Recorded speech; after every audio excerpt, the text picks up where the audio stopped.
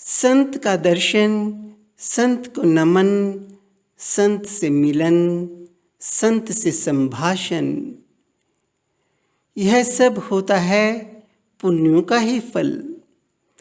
संत सेवा का अवसर मिलता है विशेष पुण्य प्रारब्ध के कारण। जिसकी भक्ति भावना से संत प्रसन्न होते हैं, उसके लिए संत की अंतरात्मा से आशीष निकलते ही हैं। जिसके लिए संत के हृदय से आशीष निकलते हैं, उसका जीवन सफल होता जाता है। आशीर्वाद के लिए संत को कभी बाध्य नहीं करना चाहिए, क्योंकि आशीर्वाद दिए नहीं जाते हैं, बल्कि जो आशीर्वाद निकलते हैं हृदय से, वे आशीर्वाद ही विशेष फलीभूत होते हैं। धन के, अधिक पढ़ाई के, पद के, गुणों के, तीर्थ यात्रा, समाज सेवा आदि सत्कर्मों के, भक्ति के, ज्ञान के, ऐसे ऐसे सभी प्रकार के अहंकारों को छोड़कर ही उपस्थित होना चाहिए संत के चरणों में। यदि पहली बार अथवा बहुत दिनों बाद संत दर्शन के लिए जाएं, तो यथासंभव खाली हाथ नहीं जाना चाहिए। कोई पत्र, पुष्प, फल, इलायची, मिश्री आदि लेकर जाना श्रेष्ठ विधि मानी गई है। संत के लिए भिक्षा, वस्त्र, जप हेतु माला, ग्रंथ, औषधि, तीर्थ यात्रा के लिए व्यवस्था अथवा किसी अन्य प्रकार की सेवा मिलने पर समझना चाहिए अपना सौभाग्य। सेवा के बाद यदि आ जाता है किसी प्रकार का अहंकार, तब तो सेवा हो जाती है बेकार। सेवा को हरि अर्पण कर देना चाहिए। सेवा के बदले संत से विशेष आशीर्वाद आदि की याचना नहीं करनी चाहिए, क्योंकि सेवा का फल तो सेवा कर्म के अनुरूप विधाता ने देना ही देना है। कर्तव्य भाव से की गई सेवा को पाकर संत का मन भी विशेष प्रसन्न होता है। संत जब स्वस्थ होते हैं, तब तो संत सेवा करने के लिए बहुत लोग तैयार रहते हैं, किंतु संत के रोगी हो जाने पर अथवा कोई अन्य विकट परिस्थिति उत्पन्न हो जाने पर जो करते हैं संत की सेवा, वे संत की विशेष कृपा के अधिकारी बनते ही हैं। यदि संत के लिए किसी कुटिया आदि की सेवा करवाई गई है, तो उस कुटिया आदि पर अपना तनिक भी अपनापन नहीं रखना चाहिए। एहसान कभी जताना ही नहीं चाहिए। समाज में उस सेवा का ढिंढोरा पीटना नहीं चाहिए। संत को बस अपना ही नहीं समझ लेना चाहिए। ऐसा क्यों? ऐसा इसलिए कि ऐसा करने से संत को इससे अप्रसन्नता होती ही है, क्योंकि संत अपने हृदय में परमात्मा के सिवाय किसी अन्य वस्तु, अन्य व्यक्ति को रखना नहीं चाहता है। सेवा का ढिंढोरा पीटने वाले को एक संत कभी अच्छा नहीं मानता है। यश तो सेवा का ढिंढोरा पीटने की अपेक्षा ढिंढोरा नहीं पीटने से विशेष मिलता है। कई बार संत अपने किसी श्रद्धालु के मान को बढ़ाने के लिए, श्रद्धालु के कल्याण के लिए, श्रद्धालु के विशेष आग्रह का सम्मान करने के लिए अथवा समाज कल्याण की भावना का ध्यान रखते हुए श्रद्धालु को किसी सामाजिक अथवा धार्मिक सेवा का विशेष अवसर देते हैं। ऐसा होने पर अपने आप को बहुत बड़ा व्यक्ति, बहुत बड़ा धर्मात्मा, बहुत बड़ा संत सेवी नहीं मान लेना चाहिए, क्योंकि सेवा कार्य की पूर्णता होने में तो संत के संकल्प का विशेष हाथ रहता है। श्रद्धालु के अहंकार, किसी दोष, भावना की कमी आदि के कारण यदि संत ने हटा लिया अपना संकल्प, तब उस सेवा कार्य को निर्विघ्न पूरा करना श्रद्धालु के लिए कठिन हो सकता है। श्रद्धालु का चित्त अशांत हो सकता है। इसलिए संत द्वारा दी गई सेवा को संत कृपा मानकर ही उसे संपन्न करने का प्रयत्न करना चाहिए। अपने में कर्तापन का अहंकार नहीं लाना चाहिए। किसी ख्याति प्राप्त अथवा सिद्ध संत से शिष्य रूप संबंध हो जाने पर अथवा उन संत की सेवा मिल जाने पर दूसरे संतों को हीन दृष्टि से अथवा उपेक्षा भाव से नहीं देखना चाहिए। मैं ही संत के सब सेवकों में आगे रहूं, संत जी मुझसे ही अधिक वार्तालाप करें, संत जी मेरे घर विशेष रूप से आएं, संत जी मेरे घर का भोजन विशेष रूप से ग्रहण करें, संत जी मेरी बात को विशेष मान्यता दें, संत जी मेरे गुणों की, मेरी संत सेवा की अन्य श्रद्धालुओं में चर्चा करें। ऐसे भावनाओं अथवा चेष्टाओं से विशेष रूप से बचना चाहिए। ऐसा क्यों? ऐसा इसलिए कि एक सच्चा संत अपने पास ऐसे व्यक्तियों को रखना बिल्कुल पसंद नहीं करता है।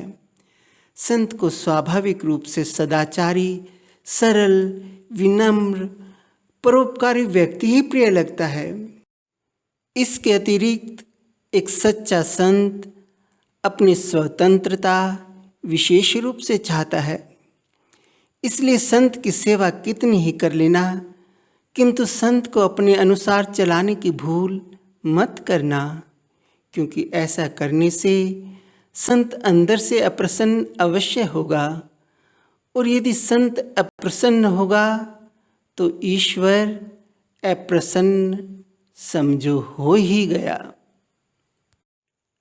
अपने किन्हीं दोषों पर आवरण डालने के लिए, अपने किसी गुप्त स्वार्थ की पूर्ति के लिए समाज में अपने आप को बड़ा संत सेवी अथवा धर्मात्मा दिखाने के लिए तथा बिना श्रद्धा भाव की गई संत सेवा के परिणाम विपरीत भी आ सकते हैं।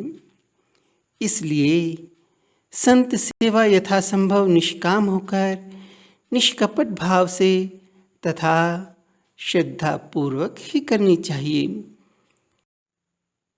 किसी श्रद्धालु की विशेष श्रद्धा भावना के कारण संत यदि उससे कुछ विशेष प्रेम करते हैं तो अन्य श्रद्धालुओं को उस श्रद्धालु से ईर्ष्या नहीं करनी चाहिए तथा संत को पक्षपाती नहीं मान लेना चाहिए।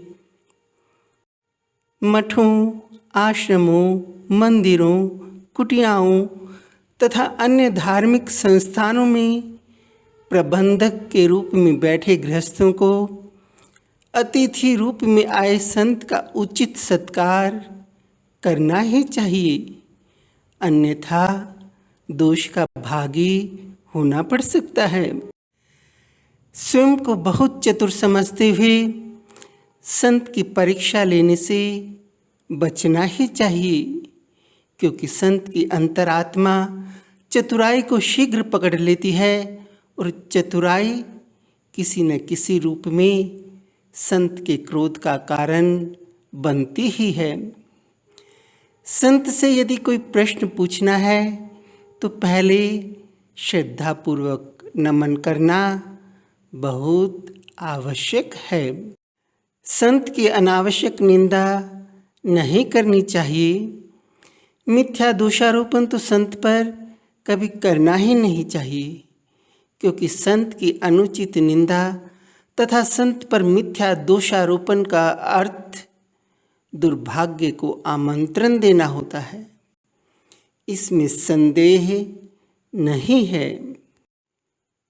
जो सरल सात्विक श्रद्धालु किसी सच्चे संत के प्रति समर्पित होते हैं, उनको संत जी भले ही वाणी द्वारा आशीष न दें, किंतु अपने ऐसे श्रद्धालुओं के लिए मंगल कामना संत जी अवश्य करते हैं और संत जी द्वारा की गई मंगल कामना एक श्रद्धालु के जीवन में बनती ही है बहुत बड़ा सहारा।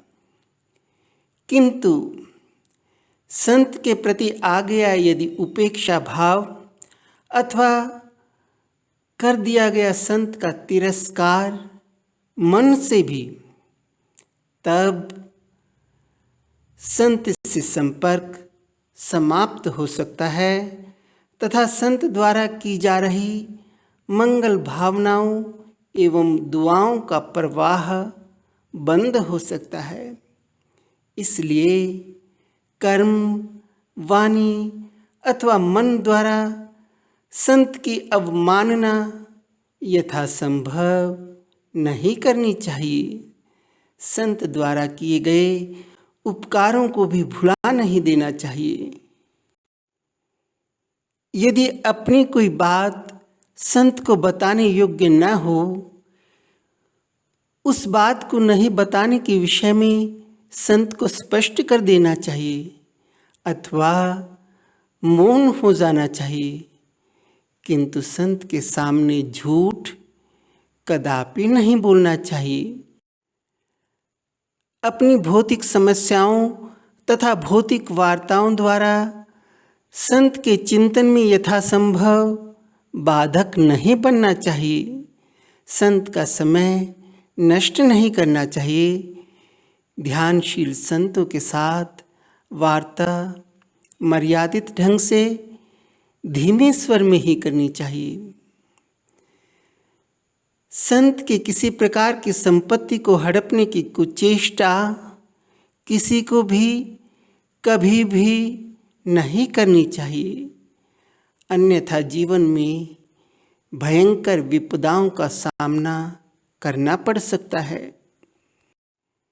ऐसी कुछ छोटी छोटी किंतु महत्वपूर्ण बातों का रख लिया गया यदि ध्यान, तब संत सेवा करने का आनंद होगा कुछ विलक्षण ही तथा संत की महिमा, संत की कृपा का अवश्य होगा कुछ विशेष अनुभव भी।